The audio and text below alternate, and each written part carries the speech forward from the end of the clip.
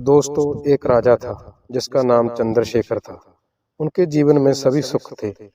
राज का कामकाज भी ऐशो आराम से चल रहा था। राजा के नैतिक गुणों के कारण प्रजा भी बहुत प्रसन्न थी। और जिस राज्य में प्रजा खुश रहती है, वहाँ की आर्थिक व्यवस्था भी दुरुस्त होती है। इस प्रकार हर क्षेत्र में राज्य का प्रभाव अच्छा था। इतने सुखों के बाद भी राजा दुखी था, क्योंकि उनकी कोई संतान नहीं थी। यह गम राजा को अंदर ही अंदर सताता रहता था। प्रजा को भी इस बात का बहुत दुख था। वर्षों के बाद राजा की यह मुराद पूरी हुई और उसे एक पुत्र की प्राप्ति हुई। पूरे नगर में कई दिनों तक जश्न मना। नागरिकों को राजमहल में दावत दी गई। राजा की इस खुशी में प्रजा भी झूम रही थी। समय बीतता जा रहा था। राजकुमार का नाम जीत सिंह रखा गया। पूजा पाठ एवं इंतजार के बाद राजा को संतान प्राप्त हुई थी, इसलिए उसे बड़े लाड़ प्यार से रखा जाता था। लेकिन अत किसी बात की अच्छी नहीं होती। अधिक लाड़ प्यार ने जीत सिंह को बहुत बिगाड़ दिया था। बचपन में तो जीत की सभी बातें दिल को लुभाती थी, पर बड़े होते होते यही बातें बदतमीजी लगने लगती है। जीत बहुत ज्यादा जिद्दी हो गया था। उसके मन में अहंकार आ गया था। वो चाहता था कि प्रजा सदैव उसकी जय जयकार करे, उसकी प्रशंसा करे। उसकी बात ना सुनने पर वो कोहराम मचा देता था। बेचारे सैनिकों को तो वो पैर की जूती ही समझता था। आए दिन उसका प्रकोप प्रजा पर उतरने लगा था। वो खुद को भगवान के समान पूजता हुआ देखना चाहता था। आयु तो बहुत कम थी, लेकिन अहंकार कई गुना बढ़ चुका था।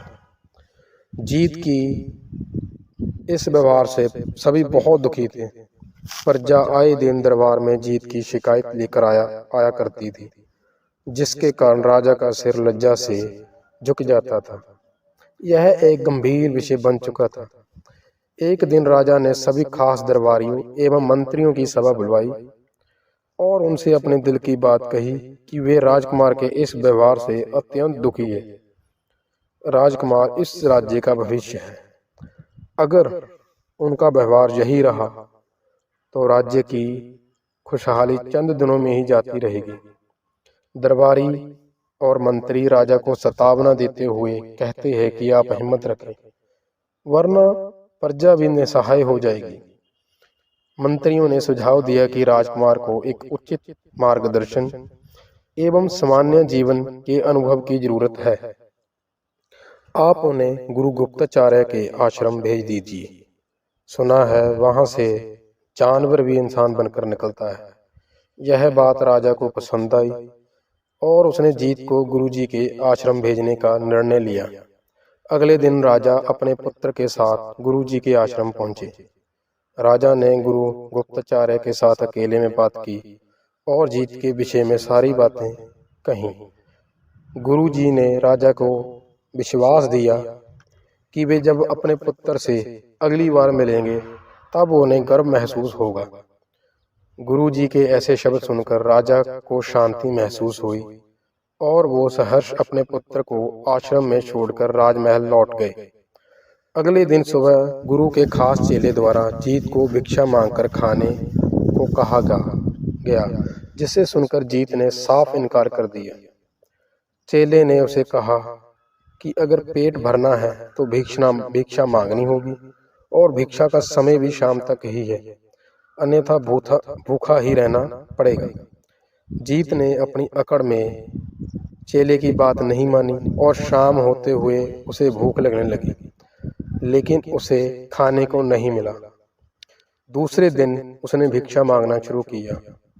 शुरुआत में उसके बोल के कारण उसे कोई भिक्षा नहीं देता था, लेकिन गुरुकुल में सभी के साथ बैठने पर उसे आधा पेट भोजन मिल जाता था। धीरे धीरे उससे मीठे बोल का महत्व समझ आने लगा और करीब 1 महीने बाद जीत को भर पेट भोजन मिला, जिसके बाद उसके व्यवहार में बहुत से परिवर्तन आए। इस तरह गुरुकुल के सभी नियमों ने राजकुमार में बहुत से परिवर्तन किए। जिसे गुरु गुप्ताचार्य जी भी समझ रहे थे।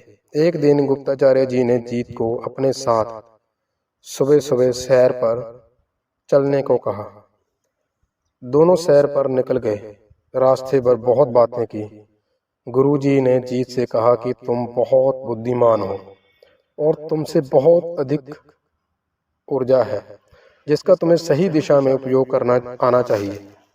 दोनों चलते चलते एक सुंदर बाग में पहुंचे, जहां बहुत सुंदर सुंदर फूल थे, जिनसे बाग महक रहा था। गुरुजी ने जीत को बाग से पूजा के लिए गुलाब के फूल तोड़ने को कहा।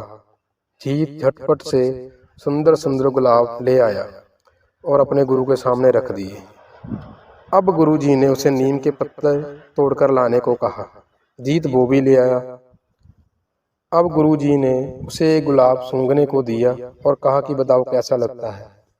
जीत ने गुलाब सूंघा और गुलाब की बहुत तारीफ की। फिर गुरुजी उसे नीम के पत्ते चखकर उसके बारे में कहने को कहा। जैसे ही जीत ने नीम के पत्ते खाए, उसका मुंह कड़वा हो गया और उसने उसकी बहुत निंदा की और इधर उधर पीने के लिए पानी ढूंढने लगा। जीत की यह दशा देखकर गुरुजी मुस्कुरा रहे थे।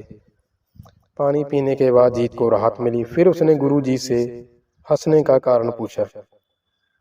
तब गुरुजी ने उससे कहा कि जब तुमने गुलाब का फूल सूंघा तो तुम्हें उसकी खुशबू बहुत अच्छी लगी और तुमने उसकी तारीफ की, लेकिन जब तुमने नीम की पत्तियां खाई तो तुम्हें वो कड़वी लगी और तुमने उसे थूक दिया और उसकी निंदा भी की। गुरुजी ने जीत को समझाया, जिस प्रकार तुम्हें जो अच्छा लगता है तुम उसकी तारीफ करते हो, उसी प्रकार प्रजा भी जिसमें गुण होते हैं उसी की प्रशंसा करती है।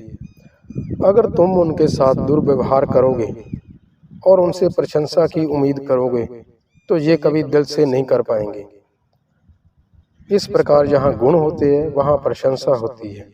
जीत को सभी बातें विस्तार से समझ आ जाती है और वो अपने महल लौट आता है। जीत में बहुत परिवर्तन आता है और बाद में वे एक सफल राजा बनता है। दोस्तों, कहानी की शिक्षा यह है, गुरु की सीख से जीत का जीवन ही बदल दिया।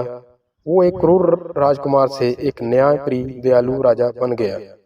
इस कहानी से हमें यही शिक्षा मिलती है कि अगर हम में गुण होंगे तो लोग हमें हमेशा पसंद करेंगे, लेकिन अगर हम अवगुणी हैं तो हमें प्रशंसा की कभी भी उम्मीद नहीं करनी चाहिए और हमें कभी प्रशंसा नहीं मिल सकती।